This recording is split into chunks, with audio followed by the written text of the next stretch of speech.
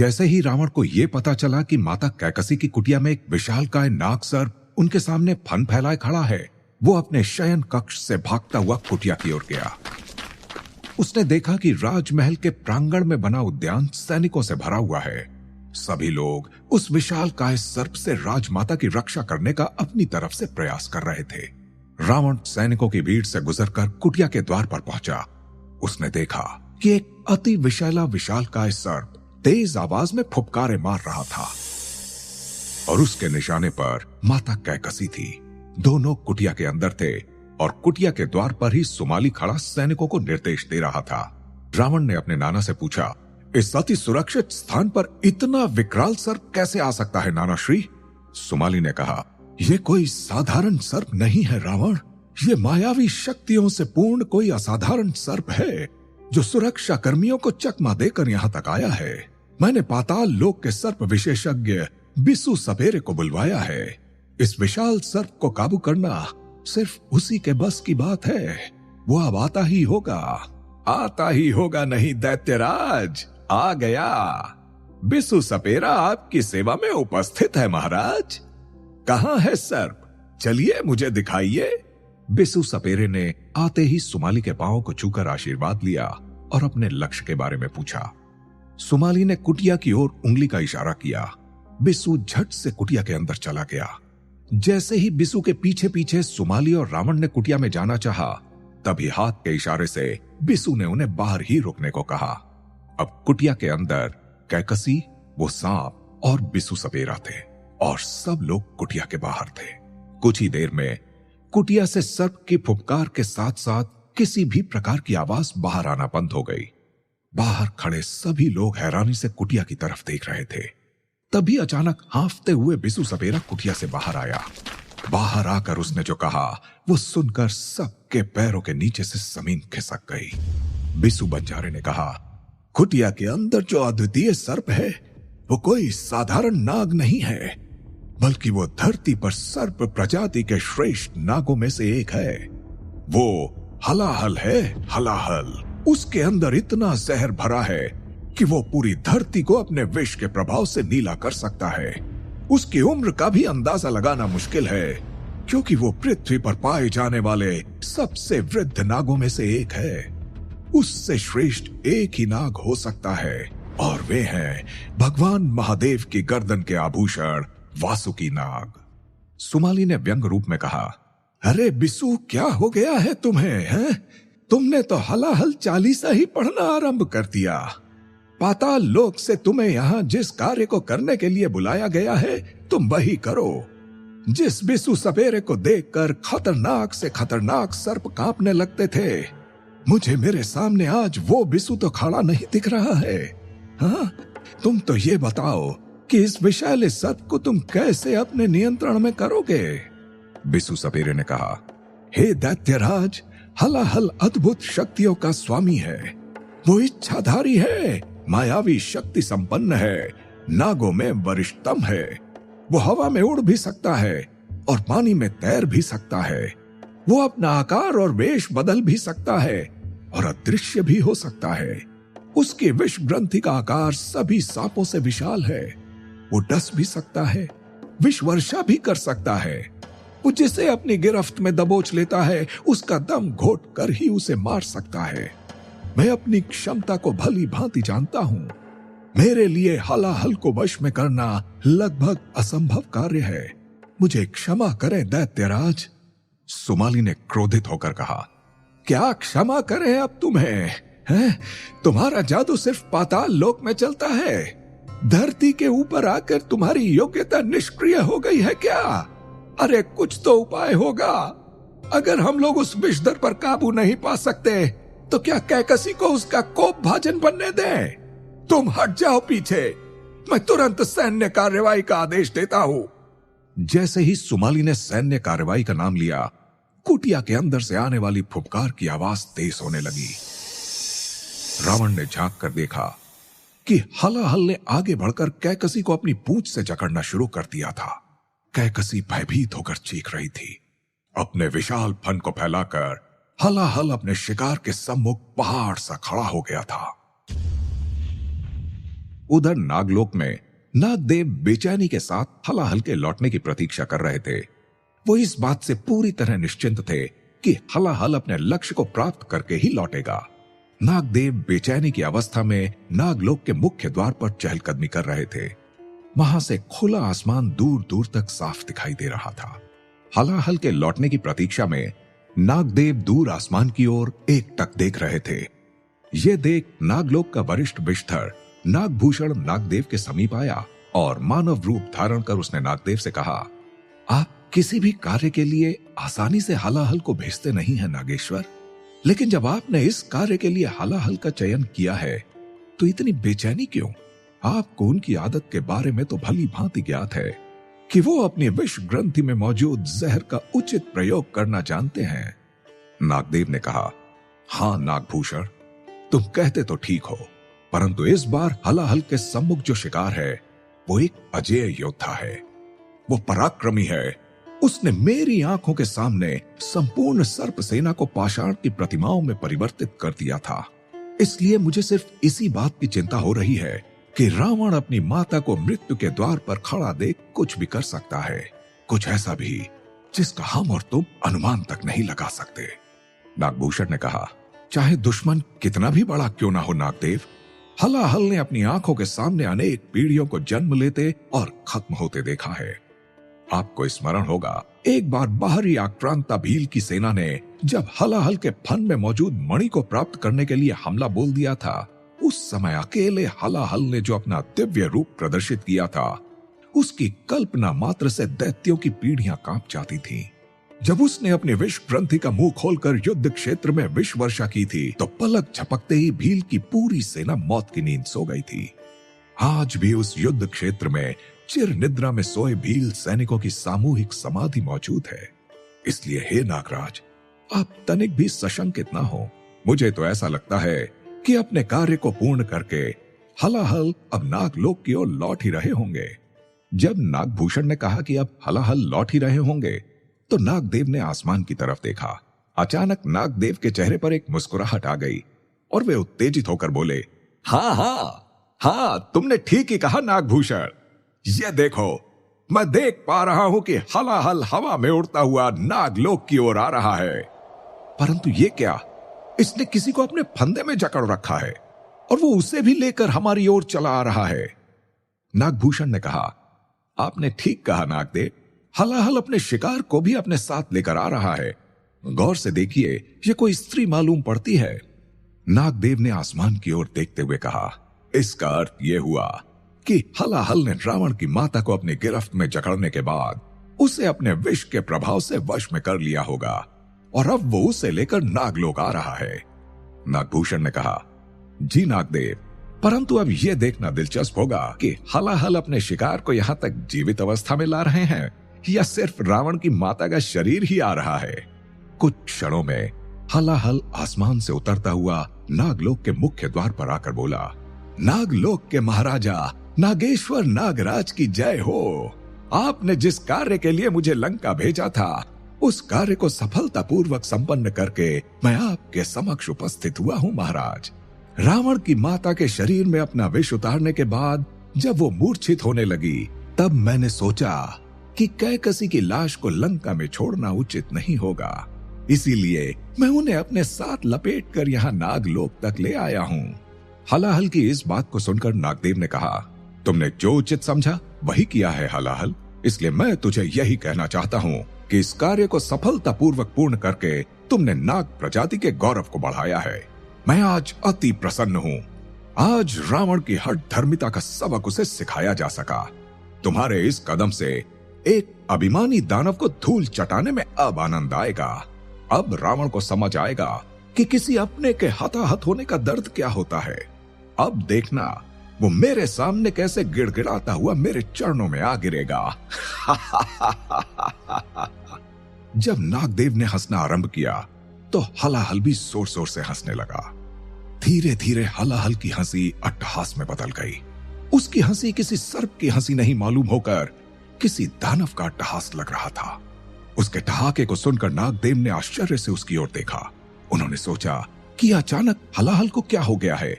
इस प्रकार वो दानवों जैसी हंसी में क्यों अट्टहास कर रहा है? हलाहल लगातार जोर जोर से हंसे जा रहा था।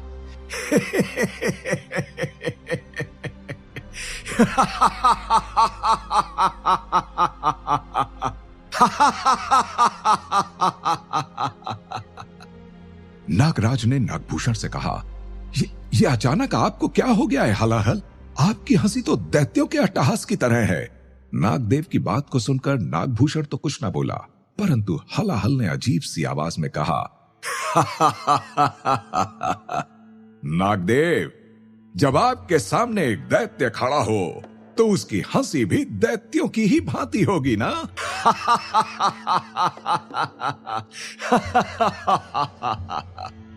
नागदेव ने देखा कि अचानक हलाहल का आकार बदलने लगा और देखते ही देखते उसने अपने आकार से विशालकाय रूप धारण कर लिया। हलाहल के आकार के बदलने के बाद उसके गिरफ्त से मुक्त हुए रावण की माता कैकसी के मृत शरीर ने भी अपना आकार बदलना आरंभ कर दिया। नागलोक के मुख्य द्वार पर खड़े नागदेव और वरिष्ठ सर्प नागभूषण इस दृश्य को देखकर हैरान थे। उन्हें समझ नहीं आ रहा था कि आखिर कोई शव अपना आकार कैसे बदल सकता है और हलाहल का व्यवहार अचानक कैसे बदल गया। देखते ही देखते हलाहल नाग ने रावण का रूप धारण कर लिया और कैकसी के मृत शरीर ने दैत्यराज सुमाली का। नागदेव के आश्चर्य का ठिकाना ना रहा। उनके मुंह से निकला, रावण और दैत्यराज सुमाली, तुम लोग यहां, तुम लोग इस रूप में यहां कैसे आ सकते हो? अपनी मायावी शक्तियों का नाजायज इस्तेमाल कर रहे हो तुम रावण। आखिर किस मिट्टी के बने हो तुम रावण? यह सुनकर रावण ने ठहाका लगाते हुए कहा,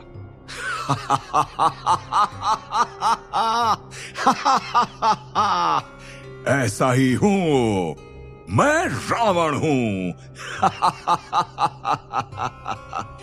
नागदेव, आपके समक्ष हम दो दैत्य ही खड़े हैं। लंका नगरी में दानव और सर्प के मध्य युद्ध में आपके हलाहल की शर्मनाक पराजय हुई है।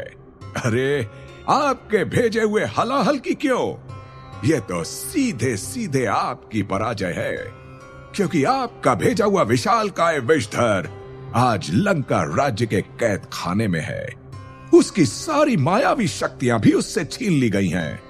हैरान होकर नागदेव ने पूछा, कैद खाने में?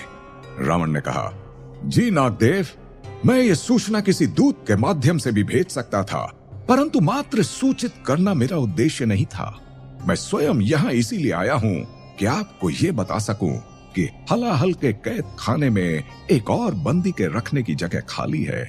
अगर आप स्वेच्छा से वहां चलें तो हलाहल को किसी का साथ भी मिल जाएगा और आपको आपके कुकर्मों की सजा भी। नागदेव ने हैरान और भयभीत होते हुए कहा, क्या कहा आपने?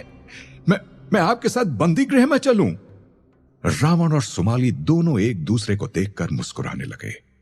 रावण ने नागदेव से कहा, हां नागदेव, आपने ठीक सुना है।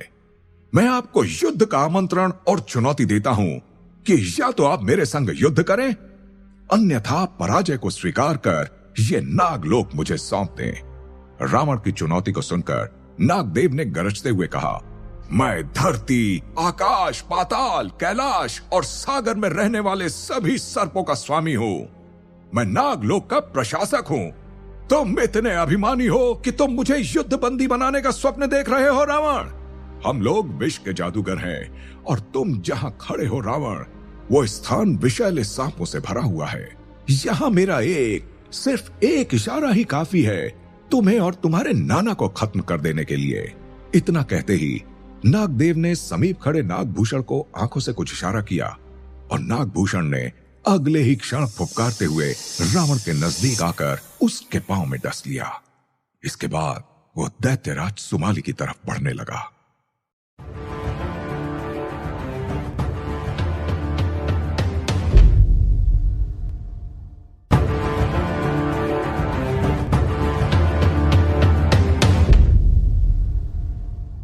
रावण की चुनौती को सुनकर समीप में खड़े नागभूषण सांप ने फुफकारते हुए रावण के पांव में डसने के बाद जैसे ही वो दैत्यराज सुमाली की तरफ बढ़ता है कि तभी रावण ने उसे अपने पांव से दबा दिया और कहा, नागभूषण, जब दो वरिष्ठ वार्तालाप कर रहे होते हैं तब बच्चे को बीच में नहीं आना चाहिए।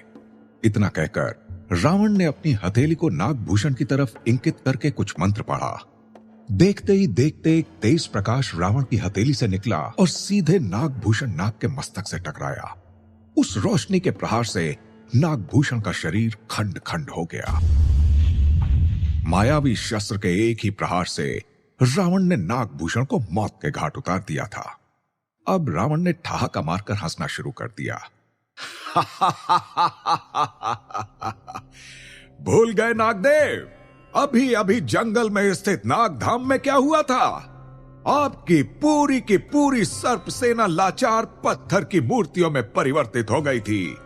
आपको मैदान छोड़कर यहां इस नागलोक में पधारना पड़ा था। इतनी जल्दी आप भूल कैसे सकते हैं? सुमाली ने नागदेव से कहा, आपके समक्ष अब कोई विकल्प नहीं है नागराज। आपकी भलाई इसी में है कि आप अपनी पराजय को स्वयं स्वीकार लें। ऐसा करके आप अपने प्राणों की रक्षा कर पाएंगे, अन्यथा अभी इसी पल नागलोक के मुख्य द्वार पर आपकी समाधि बना दी जाएगी। जब नागदेव से कोई स्पष्ट जवाब नहीं आया तब रावण ने नागदेव की ओर देखते हुए कहा, अब आप लंका के युद्ध बंदी की भांति हमारे साथ चलने के लिए तैयार हो जाएं नागदेव। नागदेव अपने दोनों हाथ जोड़कर आकाश की ओर देखने लगे। उन्होंने एक मंत्र साधना आरंभ कर दिया। सुमाली ने जब नागदेव का ये रूप देखा तो उसने अपने धनुष से एक तीर नागदेव की ओर चलाना चाहा। जैसे ही सुमाली ने धनुष की प्रत्यंचा पर तीर को चढ़ाकर नागदेव की ओर निशाना साधा कि तभी रावण ने अपने नाना को रोक दिया। रावण ने कहा, नाना श्री, अभी नागदेव साधना की अवस्था में पहुंच गए हैं। इस समय इन पर हमला करना नीति के विरुद्ध होगा। आज इन्हें हमारे हाथों पराजय को स्वीकार करना ही होगा, परंतु हमें इनकी साधना के संपन्न होने की प्रतीक्षा करनी चाहिए। सुमाली ने मुस्कुराते हुए कहा, ओह, ये दैत्य गुरु शुक्राचार्य की शिक्षाएं भी कभी कभी अजीब लगती हैं, और साधना करने से कोई शत्रु संत या महात्मा नहीं बन जाता। किसी भी हाल में शत्रु तो शत्रु ही होता है रावण। हाँ, फिर हम क्यों यहीं प्रतीक्षा करेंगे? नाना की बातों को सुनकर रावण ने कुछ नहीं कहा, बस मुस्कुराने लगा। रावण और सुमाली नागलोक के मुख्य द्वार पर लगे जिस विशाल वृक्ष के नीचे खड़े थे, उस वृक्ष की डालियां अचानक नीचे झुकने लगीं। रावण ने देखा कि वृक्ष की डालियां इतनी नीचे आ गई हैं कि वो उन्हें अपने हाथों से छू सकता था। देखते ही देखते डालियों ने रावण और सुमाली के शरीर को जकड़ना शुरू कर दिया। सुमाली ने कहा, रावण, ये किसी वृक्ष का तना नहीं है, बल्कि यह विशाल काय अजगरों का जोड़ा है।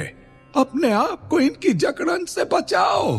अगर एक बार इन अजगरों ने हमें कसकर जकड़ लिया तो हम फिर कभी इनकी गिरफ्त से मुक्त नहीं हो पाएंगे। रावण और सुमाली ने अपनी पूरी शक्ति का इस्तेमाल कर लिया, परंतु वे दोनों विशालकाय अजगरों की पकड़ से स्वयं को मुक्त कर पाने में असमर्थ थे। धीरे धीरे अजगरों ने नाना और नाती दोनों को पूरी तरह अपनी गिरफ्त में ले लिया था और पकड़ को उतना ही ढीला छोड़ा जिससे कि वे सांस ले सके। इस विकट स्थिति में फंसकर रावण को याद आया कि आज उसे जंगल के बीचों बीच बने मैदान में भी जाना है, जहां अरण्यावती ने उस कन्या को लेकर आने का वचन दिया था जिसने उसके शरीर से इसी दुष्ट नागदेव के विष को निकाला था। अभी रावण कुछ सोच ही रहा था कि उसने देखा कि नागदेव ने अपनी आंखें खोल दी हैं और उनके चेहरे पर एक कुटिल मुस्कान तैर रही थी। नागलोक में जहां रावण और सुमाली नागदेव को बंदी बनाने के लिए पहुंचे थे, वहां पासा उल्टा पड़ गया और वे दोनों स्वयं नागदेव द्वारा बंदी बना लिए गए। विशाल काय अजगर ने नागदेव की आज्ञा का पालन करते हुए नागलोक के मुख्य द्वार पर रावण और नाना सुमाली को अपनी गिरफ्त में जकड़ रखा था। वहीं दूसरी तरफ लंका में घने जंगल के बीचों बीच बने घास के मैदान के मध्य में विशाल चट्टान के पास अरण्यावती रावण की प्रतीक्षा कर रही थी। हवा में उड़ने वाले मायावी गुप्तचरों ने लंका राजमहल में आकर कंटक को बताया कि अभी अभी अन्वेषी चील ने जंगल के मैदान में उसी रूपवती कन्या को रावण की प्रतीक्षा करते हुए देखा है। इस बीच कंटक की चिंता बढ़ने लगी कि अगर महाराज रावण नागलोक से समय पर वापस नहीं लौटते तो आज उनका सुंदर युवती को दिया हुआ वचन पूरा नहीं हो पाएगा। कंटक ये सोचकर घोर चिंता में पड़ गया कि रावण को नागदेव पर विजय पाने में इतना अधिक समय तो नहीं लगना चाहिए। उसे किसी अनिष्ट की आशंका हुई और वो भागता हुआ सेनापति मलय के पास गया। कंटक ने मलय से कहा, जिस आत्मविश्वास के साथ महाराज लंकेश ने यहां से हलाहल के छद्मवेश में नागलोक की ओर प्रस्थान किया था, उससे ऐसा प्रतीत होता था कि बहुत कम समय में वे नागराज पर विजय प्राप्त करके वापस लंका आ जाएंगे। आज महाराज ने लंका के जंगल में एक वनवासी कन्या को मिलने का वचन भी दिया था। मुझे ऐसा प्रतीत होता है कि जरूर महाराज लंकेश और नाना सुमाली किसी खतरे में हैं। सेनानायक मलय ने कहा, तुम नाहक चिंता मत करो कंटक, लंकेश्वर किसी खतरे में आए यह संभव नहीं है। और अगर ऐसा कोई संकट महाराज के ऊपर आता तो तीनों लोकों में फैले लंका राज्य के गुप्तचरों द्वारा कहीं ना कहीं से मुझ तक यह सूचना जरूर पहुंच जाती कि महाराज किसी मुसीबत में हैं। अब जब तुमने यह अंदेशा व्यक्त किया है तो एक बार मैं ग्रीवा से भी पूछ लेता हूं। मलय ने सैनिक को बुलाया और कहा कि यथाशीघ्र गुप्तचर विभाग के प्रमुख ग्रीवा को मेरे समक्ष उपस्थित होने की सूचना दी जाए। थोड़ी ही देर में ग्रीवा सेनापति मलय के सामने आ गया। मलय ने कहा, कंटक यह अंदेशा व्यक्त कर रहे हैं कि जितने समय में महाराज को वापस लंका लौट आना चाहिए था उससे कहीं अधिक समय लग चुका है और उन्हें अंदेशा है कि अवश्य ही महाराज लंकेश्वर किसी मुसीबत में हैं। ग्रीवा ने कहा, आप तनिक भी चिंता ना करें सेनापति जी, नागलोक के चप्पे चप्पे पर लंका राज्य के गुप्तचरों का कब्जा है।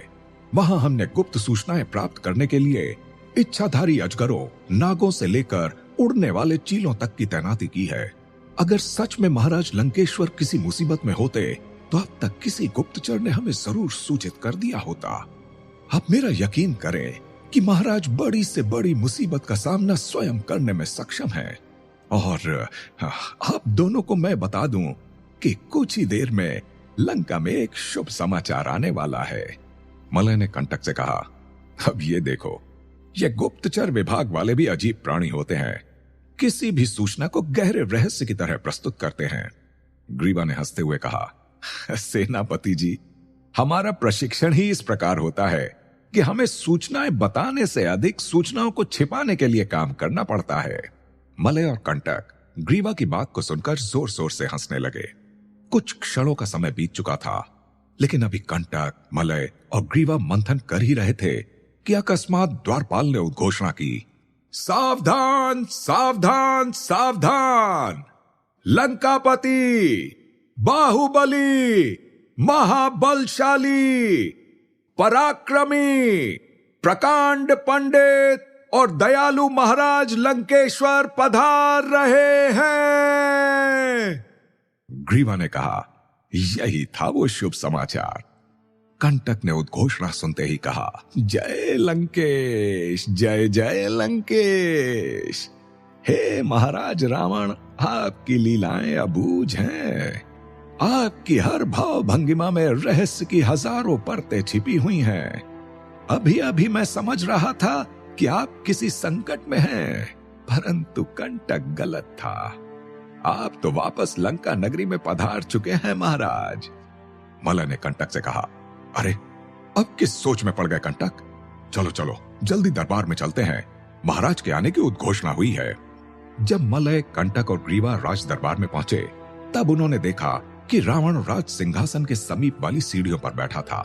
संरक्षक की गद्दी पर दैत्यराज सुमाली विराजमान थे और सिंहासन के समीप ही रस्सियों से बंधे हुए नागों के महाराज नागदेव खड़े थे। दरबार में सभी लोग बंदी बनाए गए नागदेव को आश्चर्य भाव से देख रहे थे। राज दरबार में रावण का विजय घोष गूंज रहा था। सभी दरबारी महाराज रावण की जय, राज संरक्षक दैत्यराज सुमाली की जय का यशगान कर रहे थे। महाराज रावण ने सभी दरबारियों को शांत होने का इशारा किया। रावण की प्रतिष्ठा में जयकारा कर रहे सभी दरबारी गण शांत हो चुप हो गए। इसके बाद रावण ने कहा, लंका वासियों, राज्य के दरबारियों, मंत्रियों एवं लंका की महान सेना के सैनिकों, आप सबको सूचित करते हुए मुझे अपार हर्ष हो रहा है कि बार बार मेरे मार्ग को अवरुद्ध करने और मुझसे युद्ध करने की चेष्टा करने वाले नाग प्रजाति के महाराज और नागलोक के पूर्व प्रशासक नागराज को लंका राज्य के द्वारा युद्ध बंदी बना लिया है। परंतु मैं आप सबसे निवेदन करता हूं कि नागराज के साथ सभी संतरी, सैनिक, सेवक और दरबारी वही सम्मानजनक व्यवहार करेंगे जो किसी दूसरे राज्य के महाराज के साथ किया जाना चाहिए। देर से राज दरबार में आने के कारण मलय, कंटक और ग्रीवा सबसे पीछे खड़े होकर दरबार की कार्यवाही देख रहे थे। रावण ने सेनापति की गद्दी को खाली देखकर पूछा, क्या प्रधान सेनापति राज दरबार में उपस्थित नहीं है? मलय ने दरबार के प्रवेश द्वार के समीप सबसे पिछले हिस्से से तेज आवाज में कहा, लंकेश की जय हो, मैं दरबार में उपस्थित हूं महाराज दशानन। रावण ने दरबार के पिछले हिस्से की तरफ देखते हुए कहा, सेनापति मलय, इस बात पर ध्यान दे कि हमें अविलंब एक सैन्य टुकड़ी को नागलोक भेजना है। अब से नागलोक लंका राज्य के अधीन है, इसलिए वहां का दुर्ग और प्रशासन अविलंब लंका की सेना के नियंत्रण में आ जाना चाहिए। विदेश मंत्री इस बात पर ध्यान दे कि आज से ही पूर्ण रूपेण नागलोक का संचालन लंका राज्य की ओर से किया जाएगा। आप अविलंब वहां के लिए एक योग्य प्रशासक नियुक्त कर दीजिए। नागलोक के लिए सेना में चाहे नई बहाली करनी पड़े तो करो। नागदेव के सैनिकों को फिर से प्रशिक्षण दिया जाए। लंका के कुछ व्यापारी अगर नागलोक में बसना चाहते हो तो उन्हें वहां बसाने की व्यवस्था की जाए। और हां, नागराज को उसी कैद खाने में रखा जाए जहां विषधर हलाहल को रखा गया है। ध्यान रहे, एक राजा का जो सम्मान होना चाहिए उसमें कोई कमी ना आने पाए। इतना कहकर रावण सीढ़ियों से उठकर अपनी माता कैकसी से मिलने राजभवन के उद्यान में बनी कुटिया की ओर चला गया। जब रावण राज दरबार से बाहर निकल रहा था तब सभी दरबारियों ने पुनः जयकारा करना आरंभ कर दिया। न्याय प्रिय महाराज लंकेश्वर की जय, लंकापति दशानन की जय, महाराज रावण की जय, दैत्य संस्कृति की जय। रावण द्वारा नागलोक पर विजय पाने का समाचार जंगल की आग की भांति तीनों लोकों में फैल गया। देवलोक में रावण के इस कदम से देवताओं के बीच असुरक्षा और भय का वातावरण तैयार हो गया। देवतागण आपस में बातें करने लगे कि अगर रावण इसी प्रकार अपनी शक्ति का इस्तेमाल करके विभिन्न लोकों एवं साम्राज्यों पर आधिपत्य स्थापित करना आरंभ कर देगा तो एक दिन उसके अहंकार को इतना बल मिल जाएगा कि वो देवलोक की तरफ भी आंख उठाकर देखने लगेगा। नागदेव के युद्ध बंदी बना लिए जाने के पश्चात इसी प्रकार की कानाफूसी कैलाश पर्वत, इंद्रपुरी, स्वर्गलोक, यमलोक, अलकापुरी एवं पाताल लोक में भी होने लगी। इस बीच रावण राज दरबार से निकलकर माता कैकसी की कुटिया में उनसे मिलने गया। कैकसी ने रावण को देखते ही कहा, ये तुम्हारा पराक्रम ही है जो इतने विशैले और विशालकाय नाग हलाहल को तुम बंदी बना सके। अन्यथा मैंने बहुत ही निकट से अपनी मृत्यु को देखा था और मुझे लगने लगा था कि मैं जीवन की अंतिम घड़ी में हूं। रावण ने कहा, माताश्री, जब तक आपके पुत्र रावण के शरीर में लहू का अंतिम कतरा बचा रहेगा और जब तक उसकी सांसें चलती रहेंगी, आपकी तरफ उठने वाली हर नजर को यूं ही झुका दिया जाएगा। अभी तो आप हलाहल की कैद से ही हैरान हैं।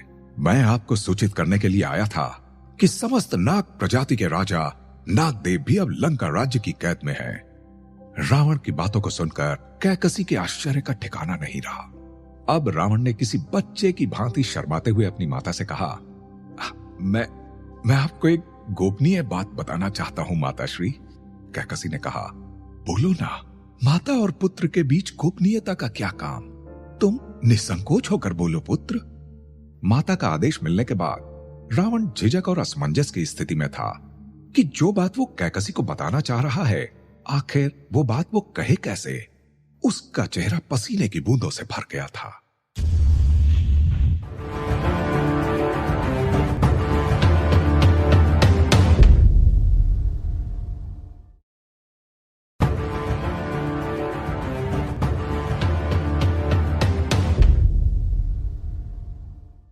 रावण ने नजरें नीची करके कहा, मां, भाई कुंभकर्ण को जंगल से राजमहल तक लाने के दौरान दानव और सर्पों के बीच हुए युद्ध में सर्पदंश के कारण मैं मूर्छित हो गया था। मैंने तो मूर्छित अवस्था में कुछ नहीं देखा, परंतु कंटक ने मुझे बताया कि एक अति रूपवती कन्या ने मेरे शरीर से चूस चूस कर नागदेव के विष को निकालकर मुझे विषमुक्त किया था। क्या बताऊं माताश्री, जब से उस कन्या का विचार मेरे मन में आता है, मैं स्वयं को एक विचित्र स्थिति में पाता हूं। ऐसी भावनाएं बचपन से अब तक मेरे मन में कभी पैदा नहीं हुई। मेरी आज तक उस कन्या से कभी मुलाकात नहीं हुई, परंतु न जाने क्यों मुझे ऐसा लगता है कि मेरा उनके साथ पिछले कई जन्मों का रिश्ता है।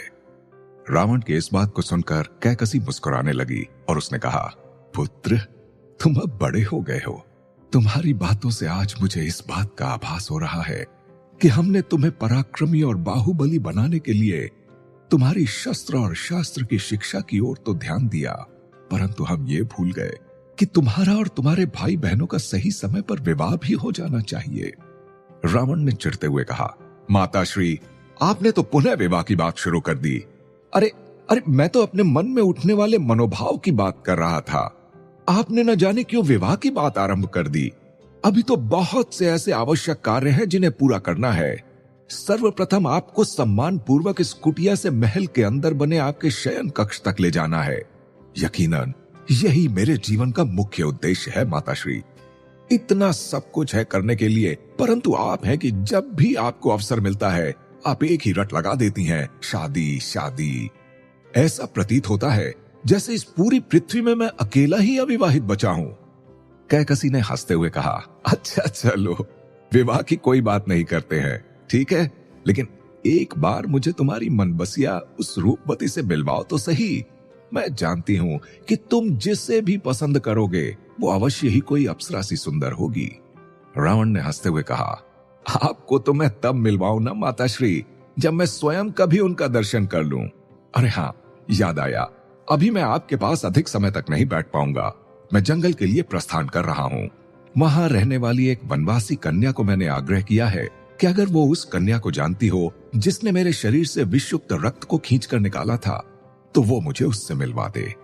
कैकसी ने हंसते हुए कहा, हाँ हाँ, जल्दी जाओ पुत्र, तुम मेरी चिंता मत करना, मैं बिल्कुल ठीक हूं। और आज सुबह की घटना के बाद से तो मलय ने कुटिया के आसपास बड़ी संख्या में सैनिकों की तैनाती भी कर दी है। तुम शीघ्र अपने मन में बसने वाली उस रूपवती कन्या से मिलकर आओ और फिर लौटकर मुझे उसके बारे में बताना मत भूलना, ठीक है?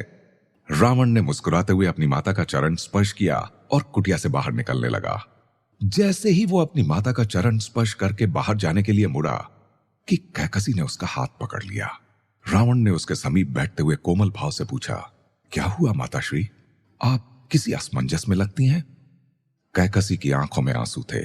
उसने भारी गले से कहा, अरे नहीं, कोई असमंजस नहीं है पुत्र, तुम मेरा अभिमान हो रावण। तुम्हारे होते हुए जीवन में असमंजस कैसा? रावण ने पूछा, तो फिर आपकी आंखों में आंसुओं का ये सागर क्यों उमड़ पड़ा है माताश्री? कैकसी ने मुस्कुराते हुए कहा, आंसुओं की भी अपनी भाषा होती है पुत्र। हमारे आंसू हमसे संवाद करते हैं, कभी सांत्वना देते हैं, कभी हिम्मत बंधाते हैं, तो कभी खुशी का प्रदर्शन करने में सहायक बन जाते हैं। तुम इन आंसुओं पर मत जाओ पुत्र। आज तुम्हारे मन में नए भावों के कपोल फूटते देखकर मैं तनिक भावुक हो गई। कैसे छोटे छोटे पगों से तुम पिता के आश्रम में फुदकते फिरते थे। गोद में लेकर मैं तुम्हें कहां कहां नहीं भटकी हूं, कभी पाताल लोक तो कभी जंगलों में। आज हमारे पास स्वर्ण महल भी है और नन्हे नन्हे कदमों को बढ़ाने वाला रावण अपने साम्राज्य का महाराजा भी बन गया है। अब तुम इतने बड़े हो गए हो कि लगता है जैसे पलक झपकते ही एक युग बीत गया हो। रावण ने आश्चर्य भाव से पूछा, खुशी में आंसू, ये क्या बात हुई माताश्री? कैकसी ने कहा, हाँ पुत्र, खुशी में भी आंखें नम हो जाती हैं। मेरी आंखों में इस क्षण जो अश्रु की बूंदें हैं वो खुशी के आंसू हैं प्यारे पुत्र। आज मुझे पहली बार ये महसूस हो रहा है कि मेरा रावण अब बड़ा हो गया है। उसके मन में अब मनोभावों का सागर उमड़ने लगा है। सदा प्रसन्न रहो पुत्र। इतना कहते कहते कैकसी ने रावण को गले से लगा लिया। माता का आलिंगन रावण को एक सुकून से भरी हुई शरण स्थली सी प्रतीत हुई। उसने देखा कि माता कैकसी के गले लगकर उसकी आंखें भी नम हो गई थी। एक बार पुनः रावण ने मुस्कुराते हुए अपनी माता का चरण स्पर्श किया और कुटिया से बाहर निकलने गया। बाहर आने के बाद रावण ने देखा कि कंटक कुटिया के बाहर खड़ा उसकी प्रतीक्षा कर रहा था। कंटक ने रावण से कहा, महाराज, अब तनिक भी विलंब ना करें, मैंने रथ तैयार करवा दिया है, अब आप जंगल की ओर प्रस्थान करें। रावण ने कहा, हाँ हाँ ठीक है कंटक, मेरे जंगल जाने की तुम्हें मुझसे ज्यादा चिंता है। कंटक ने हंसते हुए कहा, जय लंकेश, जय जय लंकेश। अरे महाराज, इतना कठोर बनने का अभिनय ना करें।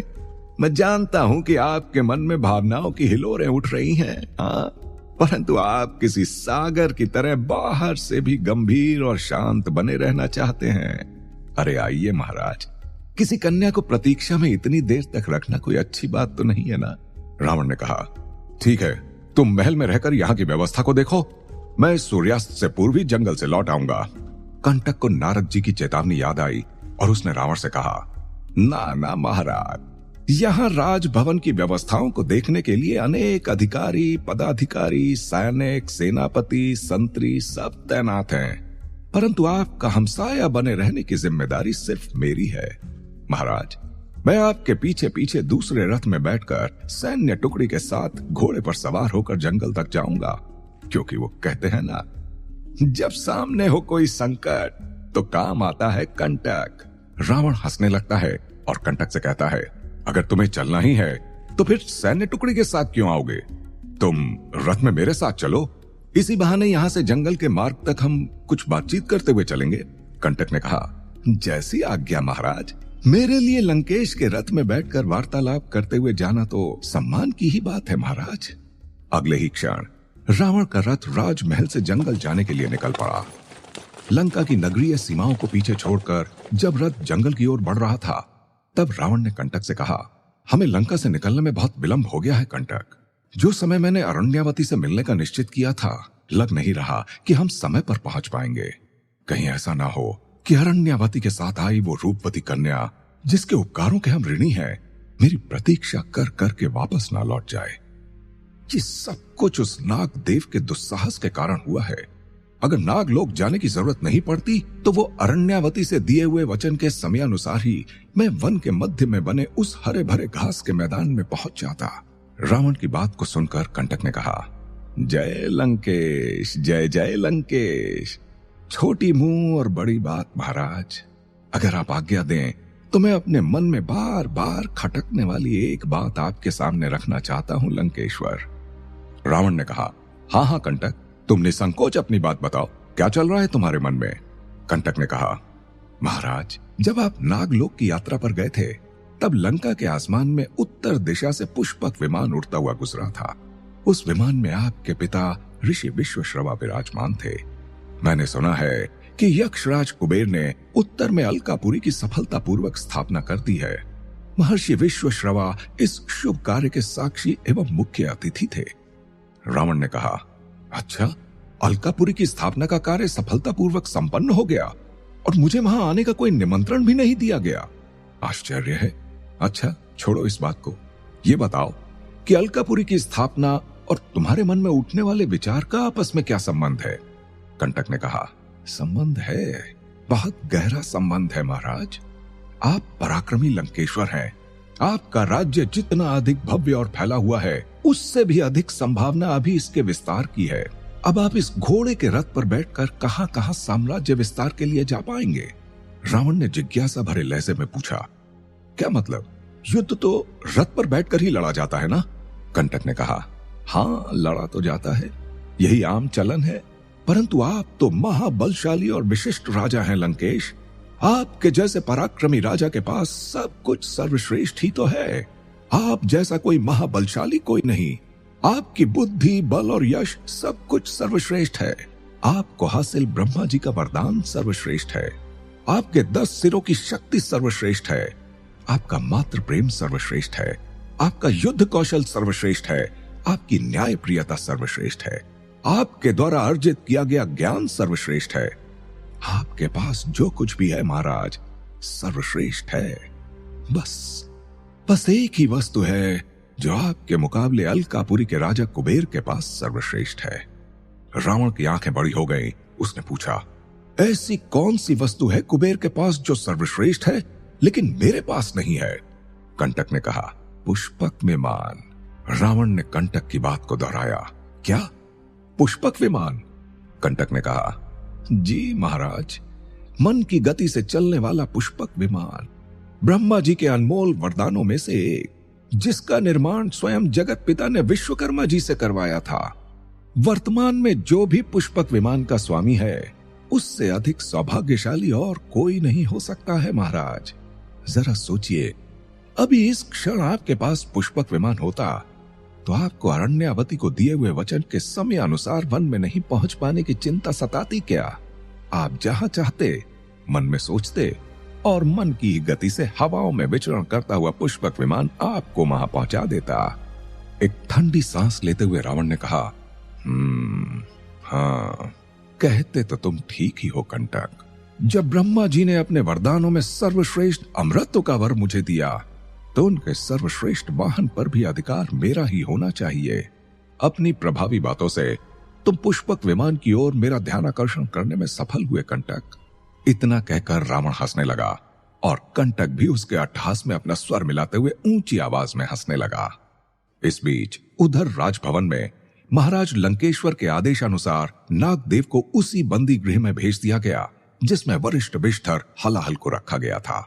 दरबार में संरक्षक की गद्दी पर बैठे दैत्यराज सुमाली से गुप्तचर विभाग के प्रमुख ग्रीवा ने कहा, महाराज, हमें गुप्तचरों ने सूचना दी है कि आपको और महाराज लंकेश को वृक्षनुमा विशालकाय अजगरों ने नागलोक के मुख्य द्वार पर जकड़ रखा था। तो फिर ऐसा क्या हुआ कि आप दोनों ने अपने बंधनों से स्वयं को मुक्त भी कर लिया और नागदेव को बंदी बनाकर लंका भी ले आए? ये बात हमारे लिए निश्चित ही आश्चर्य की बात है दैत्यराज। इसलिए मेरे साथ साथ सभी दरबारी गण, मंत्रीगण एवं सेनापति मलय ये चाहते हैं कि आप कृपया इस रहस्य से इस राज दरबार में पर्दा उठा दें। ग्रीवा की बात को सुनकर हंसते हुए दैत्यराज सुमाली ने कहा, तुम तो गुप्तचर विभाग के प्रमुख हो ग्रीवा, तो मुझसे ये सवाल पूछने से पहले तुम्हें ये सोचना चाहिए था कि कोई भी व्यक्ति यही सवाल तुमसे पूछ ले तो गुप्तचर विभाग के प्रमुख होने के नाते तुम्हारा क्या जवाब होगा? उस समय तुम्हारे सारे गुप्तचर कहां थे जब नागलोक के मुख्य द्वार पर विशालकाय अजगरों द्वारा मुझे और रावण को बंदी बनाया जा रहा था? ये सूचना तो सर्वप्रथम लंका राज्य में आप तक पहुंच जानी चाहिए थी ना? इस सवाल के जवाब में ग्रीवा ने कहा, मैं आपके प्रश्न का उत्तर आपका जवाब सुनने के उपरांत दूंगा दैत्यराज।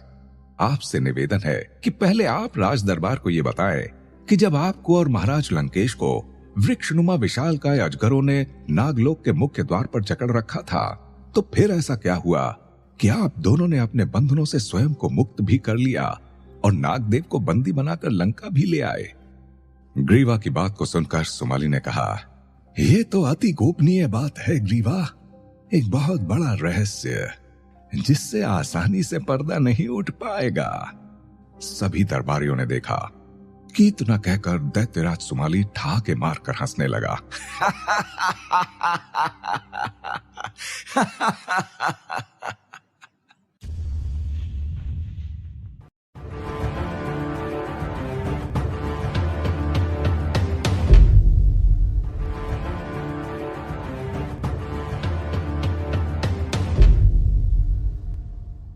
ग्रीवा के बार बार अनुरोध करने के बाद सुमाली ने राजभवन में उपस्थित सभी दरबारियों को नागलोक की घटना के बारे में बताना आरंभ किया।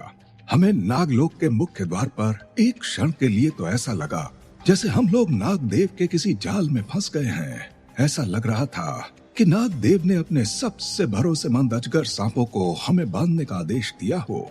जैसे ही रावण ने अपने आप को अजगर सांप की जकड़न में पाया, उसने अपने दोनों हाथ जोड़ लिए और कहा, मेरी आपसे कोई शत्रुता नहीं है। मैंने तो नागदेव को युद्ध की चुनौती दी है। अगर आप नागदेव का साथ देते हैं तो मैं आपके संहार के लिए विवश हो जाऊंगा। मेरी बातों को आप कोई गीदड़ भपकी मत समझिएगा।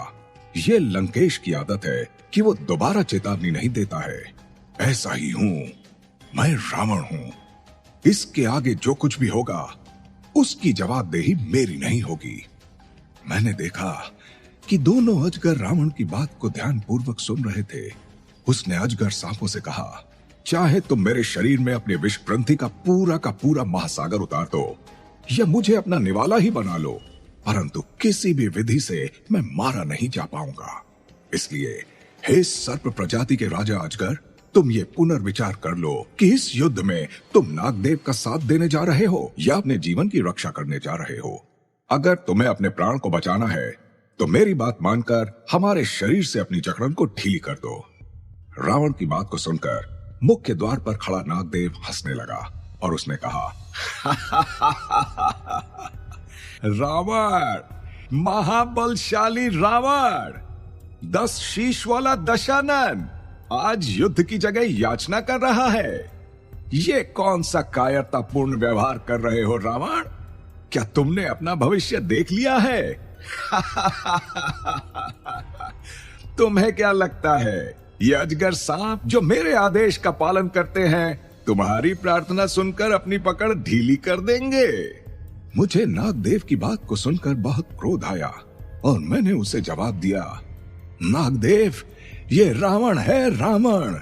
ये भविष्य नहीं देखता है, वरन ये त्रिकालदर्शी है। ये युगो युगो और जन्म जन्मांतर का लेखा जोखा भी देख सकता है। हाँ, हस्तरेखा देखने का काम रावण का नहीं है। अभी तुम्हारी कैद में रावण इसीलिए खड़ा है क्योंकि ये उसकी इच्छा है। उसे मजबूर करने की शक्ति तुम में नहीं है।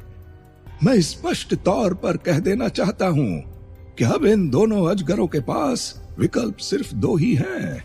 एक, कि वे अपनी जकड़न से हमें मुक्त करके रावण का कृपा पात्र बन जाएं, और दूसरा कि वे दोनों मृत्यु की गोद में बैठकर इस लोक से पलायन कर जाएं। अगले ही क्षण नागदेव हैरान होकर अजगरों की हरकत को देखने लगा। उन्होंने देखा कि दोनों अजगर सांपों ने अपनी पकड़ ढीली करनी शुरू कर दी और देखते ही देखते वे वहां से दूर जाने लगे। तिलमिलाते हुए नागदेव ने कहा, यह अच्छी बात नहीं है अजगरों। वर्षों से आप लोग नागलोक के मुख्य द्वार की निगरानी में तैनात थे, और आज जब नागलोक की रक्षा की बारी आई है तो आप इस प्रकार पीठ दिखाकर भाग खड़े हुए। ये मत भूलो अजगरों कि मैं नागदेव हूँ। इस पूरी पृथ्वी और अन्य समस्त लोकों में पाए जाने वाले संपूर्ण सर्प प्रजातियों का मैं स्वामी हूँ। मुझसे बैर का मतलब है कि तुम अपने अस्तित्व को खतरे में डाल रहे हो। तुम्हें इस बेईमानी और धोखे की सजा मिलेगी। तैयार रहना अजगरों, तैयार रहना। नागदेव की बात को सुनकर दोनों अजगर सांप रुक गए और मुड़कर बोले, हे नागदेव, हम नागलोक की रक्षा करने से मुकर नहीं रहे हैं, बल्कि हम तो उस शक्ति का सम्मान कर रहे हैं जिसके समक्ष आपका अभिमान बहुत छोटा है। रावण अद्वितीय शक्तियों के स्वामी है। इसके बावजूद उन्होंने हमारा संहार नहीं किया, बल्कि हमसे मुक्ति पाने के लिए विनती करते रहे। उनकी याचना इस बात को साबित करती है कि वे अत्यंत बलशाली होने के बावजूद एक सच्चे योद्धा हैं। एक सच्चा योद्धा वही होता है जो अजय और अद्भुत शक्तियों का स्वामी होने के साथ साथ विनम्र भी हो, जिसको स्वयं जगत पिता से अमरता का वरदान प्राप्त हो और अद्भुत मायावी शक्तियों का स्वामी हो। उसके लिए हम अजगरों के बंधन को छंग भंग कर देना क्या मुश्किल काम है। इतनी अपार शक्ति के बावजूद वे हमसे विनम्र भाव से मुक्ति की याचना कर रहे हैं। हे नागदेव, आपके अभिमान के मुकाबले हमने रावण की विनम्रता का चयन किया है, इसलिए हम रावण के पक्ष में खड़े हैं। इतना कहने के बाद दोनों अजगर वापस रावण के पास आए और उनके कानों में फुसफुसाते हुए कहा, लंका राज की जय हो, महाराज लंकेश्वर की जय हो। मेरा कार्य यहीं समाप्त हुआ लंकेश, अब हमें आज्ञा दीजिए। सुमाली ने आगे कहा, मैंने रावण से पूछा कि क्या कहा इसने, प्रस्थान करने की आज्ञा क्यों मांगी इसने, वे दोनों तुम्हारा यानी लंकापति का जय घोष क्यों कर रहे थे। रावण मुस्कुराया और उसने कहा, युद्ध के बाद सैनिक अपनी छावनियों में ही जाते हैं ना नानाश्री। वे भी चले गए। मैंने हैरान होकर पूछा, सैनिक क्या मतलब? ये अजगर और सैनिक, मैं कुछ समझा नहीं रावण। रावण ने कहा, इन अजगरों का अनुशासन असुरी सेना के अनुशासन से मेल खाता है नानाश्री। पता नहीं क्या रहस्य है, परंतु ये दोनों अजगर हमारे अधीनस्थ सैनिकों की भांति व्यवहार कर रहे थे। अब तो इस रहस्य से पर्दा लंका लौट कर ही उठेगा। रावण की इन बातों को सुनते ही नागदेव आग बबूला हो उठे और क्रोधित होकर उन्होंने एक तीर निकाला और रावण की ओर चला दिया। रावण ने मुस्कुराते हुए उस तीर को अपने हाथ में पकड़ लिया और नागदेव से बोला, अब इन खिलौनों से खेलने का समय नहीं है नागराज। अब मैं ये समझ चुका हूँ कि आपकी हठधर्मिता और आपका अहंकार आपको सच्चाई देखने से रोक रहे हैं। इसी अहंकार के वश में आकर आपने लंका राज्य के विरुद्ध युद्ध छेड़ दिया है, इसलिए मैं आपको युद्ध बंदी बनाता हूँ। बहुत आश्चर्य भाव से ग्रीवा ने पूछा, फिर क्या हुआ दैत्यराज? इसके बाद रावण ने अपने हाथ से निकलने वाली एक तेज रोशनी को नागदेव की ओर फेंका और देखते ही देखते नागदेव रस्सियों में जकड़ गए। बहुत प्रयास करने के बाद भी नागदेव स्वयं को मोटी रस्सियों की जकड़न से मुक्त नहीं करवा पाए। वे अब किसी भी तरह की हलचल नहीं कर पा रहे थे। नागदेव ने अब अपनी दैवीय शक्तियों का प्रयोग करना चाहा, परंतु रावण ने अपनी मायावी शक्तियों का इस्तेमाल करके उनकी सारी दैवीय शक्तियां भी छीन ली थी। ग्रीवा ने जिज्ञासावश तेज आवाज में कहा, इसके बाद आप लोग नागदेव को लेकर लंका चले आए, है ना? सुमाली ने कहा, अरे नहीं ग्रीवा, अभी कहां। इसके उपरांत हम लोगों ने नागलोक में प्रवेश किया और रावण ने वहां उपस्थित सभी सांपों से कहा, आप सभी नागलोक वासियों को सूचित किया जाता है कि अब से नागलोक लंका राज्य के अधीन हो गया है और यहाँ का राजा मैं हूँ, मैं रावण। इस नागलोक में प्रवास करने वाले सभी नाग नागिन और तमाम सर्प प्रजाति के सांपों को मैं साफ साफ कहना चाहता हूँ कि अब से नागलोक लंका राज्य का हिस्सा है। अब यहाँ सर्प सैनिकों का नहीं बल्कि लंका की शाही सेना का नियंत्रण होगा। सुमाली ने आगे बताया, रावण की इस बात को सुनकर सभी सर्प प्रजाति ने एक स्वर में रावण का जय घोष आरंभ कर दिया। महाराज रावण की जय, नागलोक के महाराजा रावण की जय, नागलोक के रक्षक पराक्रमी लंकेश्वर की जय, लंका राज्य की जय। अगले ही क्षण नागदेव को लेकर हम लोग लंका के लिए प्रस्थान कर गए।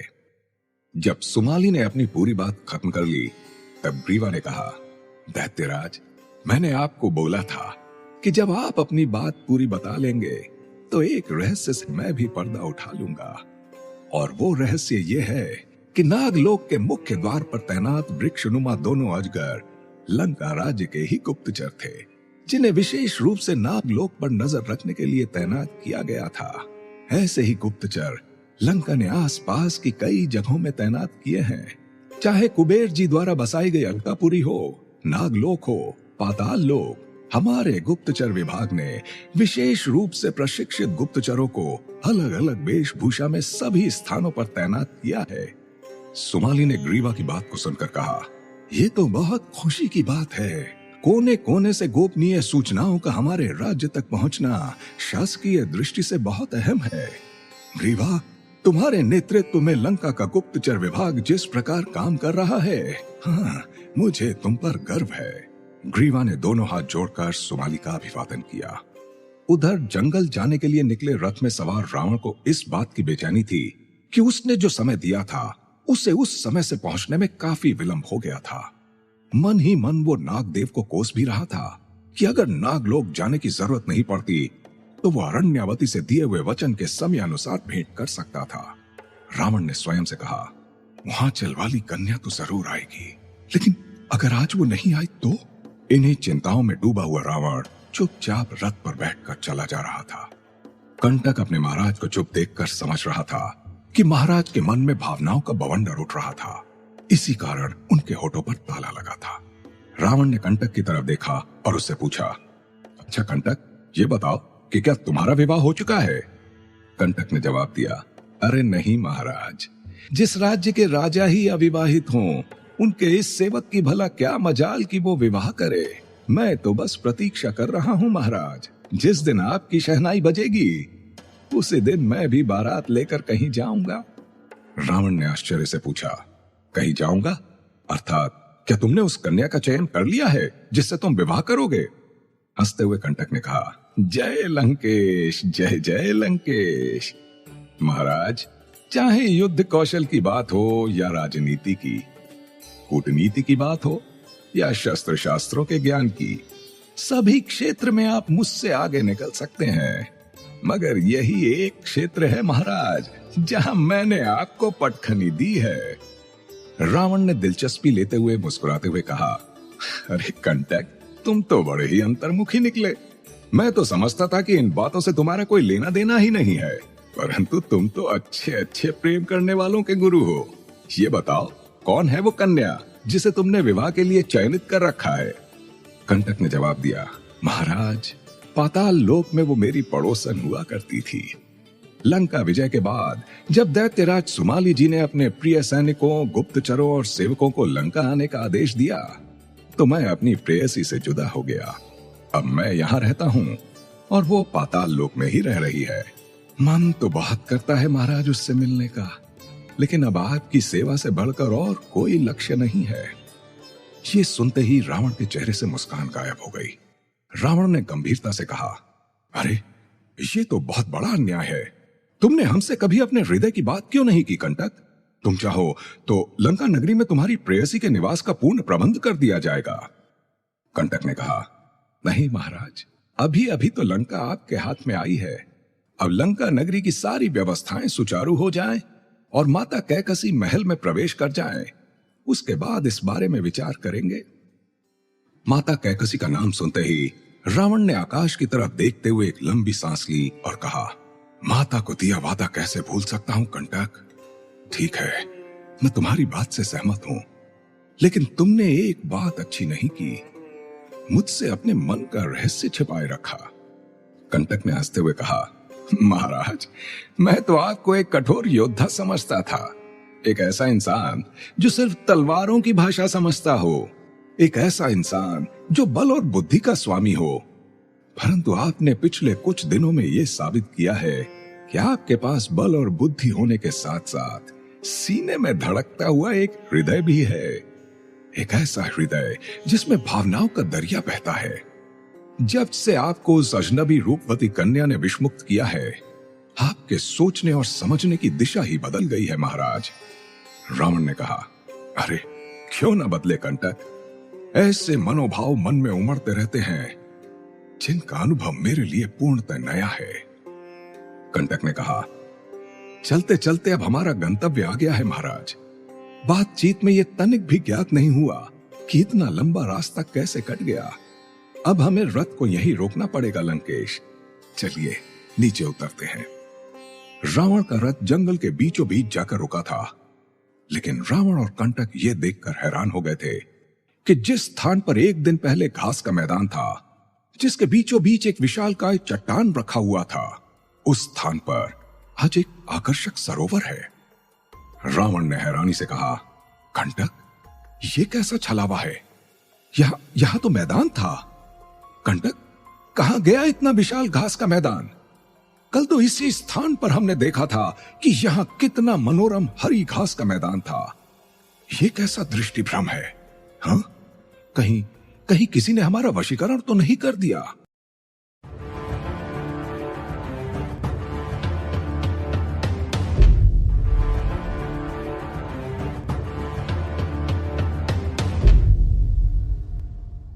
एक तरफ रावण और कंटक इस बात से अचंभित थे कि कल तक जंगल में जिस स्थान पर मनमोहक हरी घास का मैदान था, आज वहां एक विशाल सरोवर कैसे आ गया?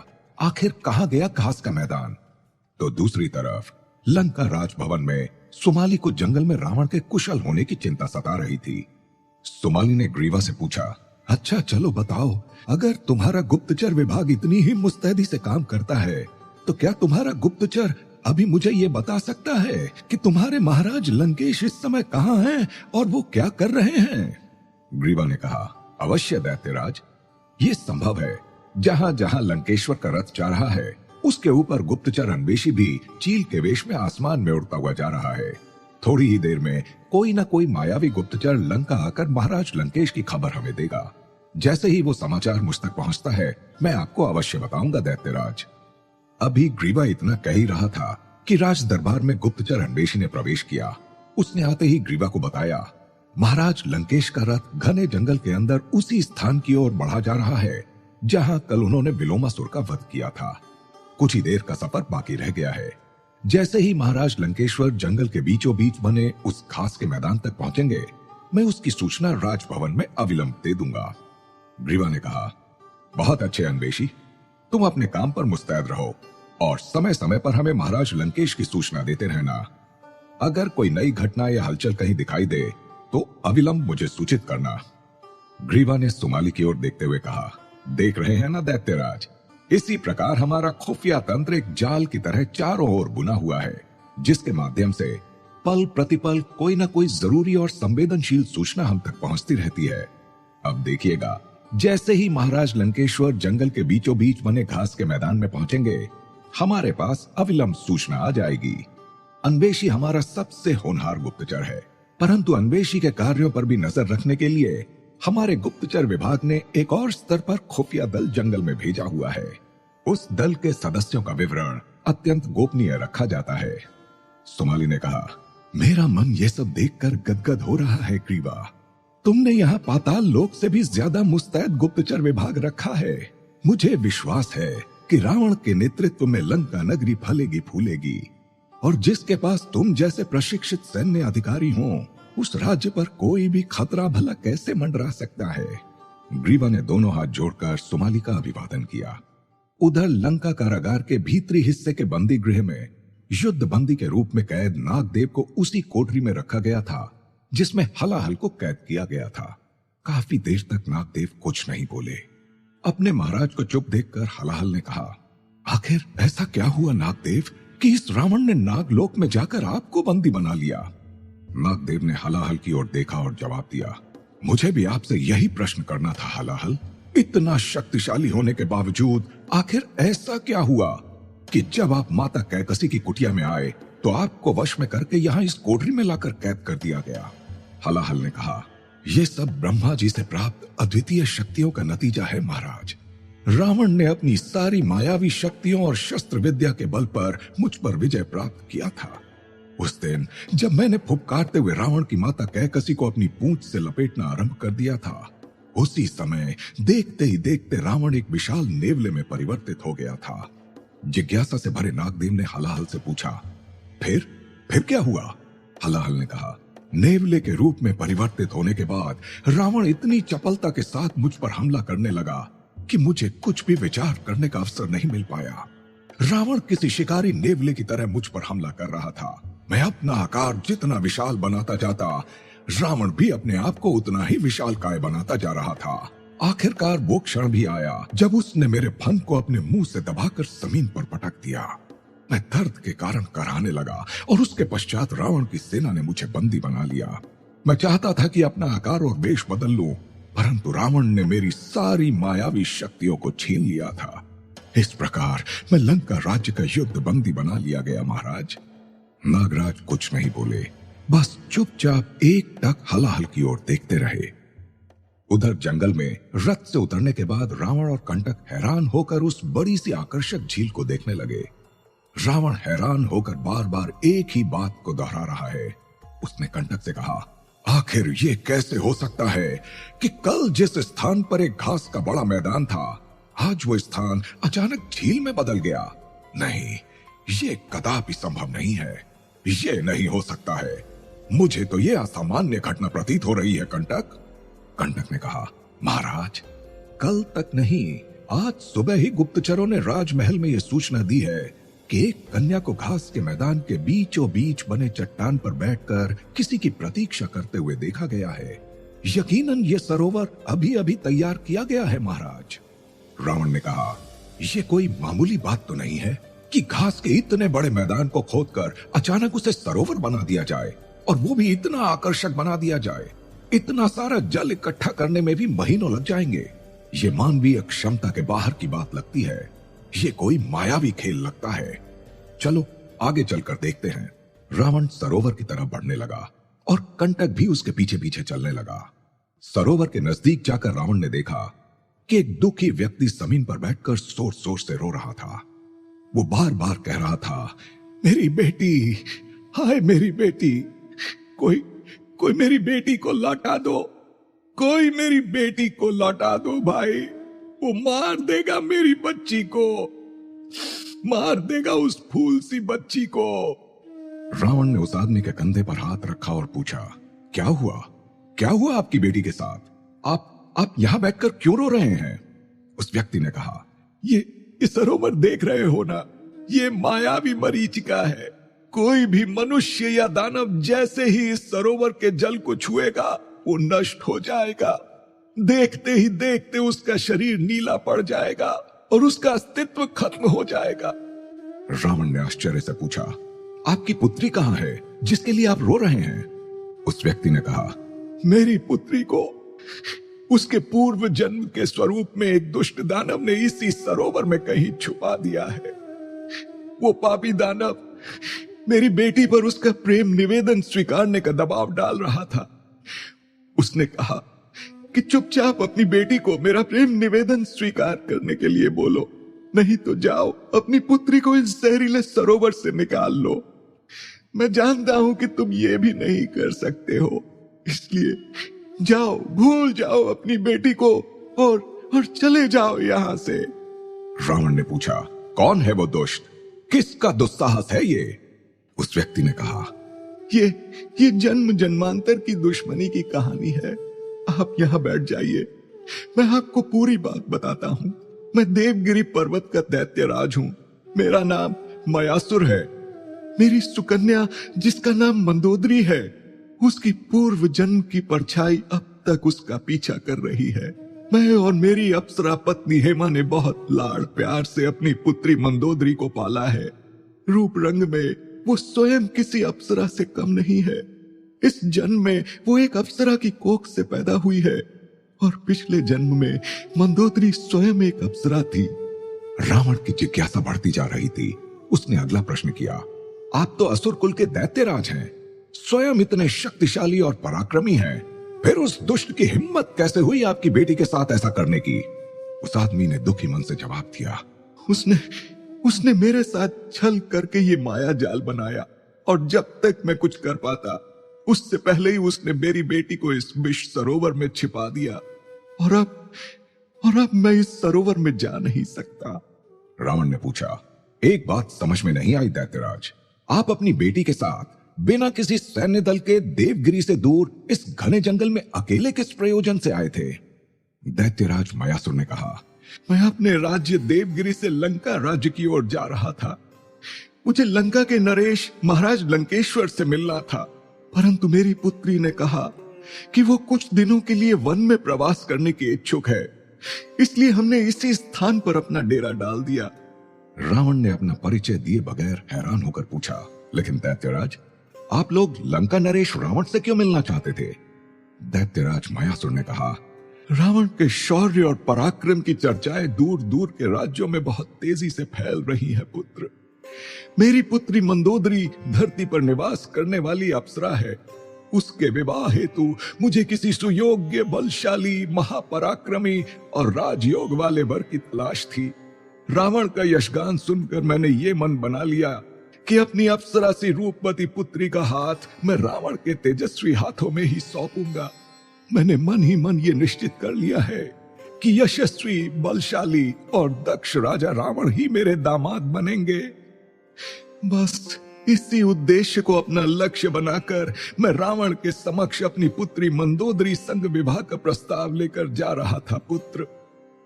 दैत्यराज मयासुर ने अभी इतना ही कहा था कि उसकी नजर रावण के हाथ पर पड़ी। उसने देखा कि इस नौजवान के हाथ में किसी स्त्री के वस्त्र के आंचल का एक टुकड़ा है। मयासुर ने रावण से हैरान होकर पूछा, पुत्र, आपके हाथ में ये वस्त्र का टुकड़ा कहां से आया? क्या आप इस स्त्री को जानते हैं जिसके आंचल का टुकड़ा आपके पास है? रावण ने कहा, नहीं, मैं उसे नहीं जानता हूं। उसके बारे में सुना है, अभी तक उसको देखा नहीं है। उसी से मिलने तो मैं आज यहां आया था। मैं जंगल में सर्पदंश का शिकार हो गया था। उसी कन्या ने, जिसका ये आंचल का टुकड़ा है, विषयुक्त रक्त को मेरे शरीर से निकालकर मेरी मदद की थी। मयासुर ने हैरान होकर आंचल के उस टुकड़े को देखा और बोला, अरे ये तो मेरी पुत्री मंदोदरी के वस्त्र का टुकड़ा है। उसके लिए इस वस्त्र का निर्माण देवगिरी के बुनकरों ने किया था। मैं अच्छी तरह इस वस्त्र को पहचानता हूं। रावण ने हैरानी से कहा, क्या यह सच है कि देवगिरी पर्वत की असुर राजकुमारी ने मेरे शरीर को विषमुक्त किया था? कंटक ने मुस्कुराते हुए कहा, इसमें क्या संदेह रह गया है? अब दैत्यराज ने जब अपनी पुत्री के वस्त्र की पहचान कर ली है तो यह स्पष्ट है लंकेश कि आपकी मददगार कोई मामूली कन्या नहीं, बल्कि अप्सरा पुत्री, धरती की अप्सरा देवगिरी की असुर राजकुमारी मंदोदरी ही है, कोई और नहीं। रावण मंद मंद मुस्कुराने लगा और उसने मन ही मन सोचा कि दैत्यराज मयासुर से पहले उनकी पुत्री के पूर्व जन्म की पूरी कहानी सुन लेते हैं, इसके बाद वो अपना वास्तविक परिचय उन्हें देगा। रावण ने कहा, आप अपनी पुत्री के पूर्व जन्म के विषय में कुछ कह रहे थे बाबा।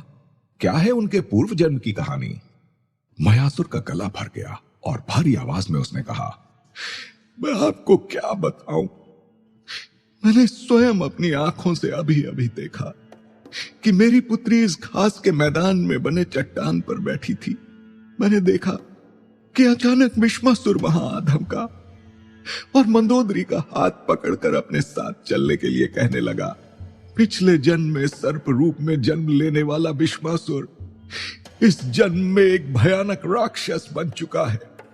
पिछले जन्म में हुई उसकी मृत्यु का जिम्मेदार वो मंदोदरी को मानता है। उसी का बदला लेने के लिए उस दैत्य ने यहां आकर मेरी पुत्री पर हमला बोल दिया। वो मंदोदरी को अपने साथ लेकर जाना चाहता था, परंतु मंदोदरी ने उसके साथ जाने से इनकार कर दिया। मंदोदरी के आगे उसकी मायावी शक्तियां फीकी पड़ने लगी और वो मंदोदरी को अपनी तरफ खींच पाने में असफल हुआ। रावण ने हैरान होकर पूछा, फिर क्या हुआ? वो क्रोधित हो गया और गुस्से में आकर उसने विषैले जल से इस पूरे घास के मैदान को भर दिया। यह आकर्षक दिखने वाला सरोवर कोई मामूली सरोवर नहीं है, ये जहरीले जल का झील है। और मेरी पुत्री मंदोदरी जो पिछले जन्म में एक मेंढकी थी, उसे विश्वासुर ने अपनी मायावी शक्तियों से उसके पिछले जन्म के रूप में वापस भेजकर इसी जहरीले झील के अंदर कहीं छिपा दिया। अब वो एक मेंढकी के रूप में इस जहरीले पानी में कहीं छिपा दी गई है। ये सुन रावण अब क्रोधित हो चुका था। उसने लाल लाल आंखें करके तेज आवाज में पूछा, कहां है वो दुष्ट विश्वासुर? मैं उसे अभी बताता हूं।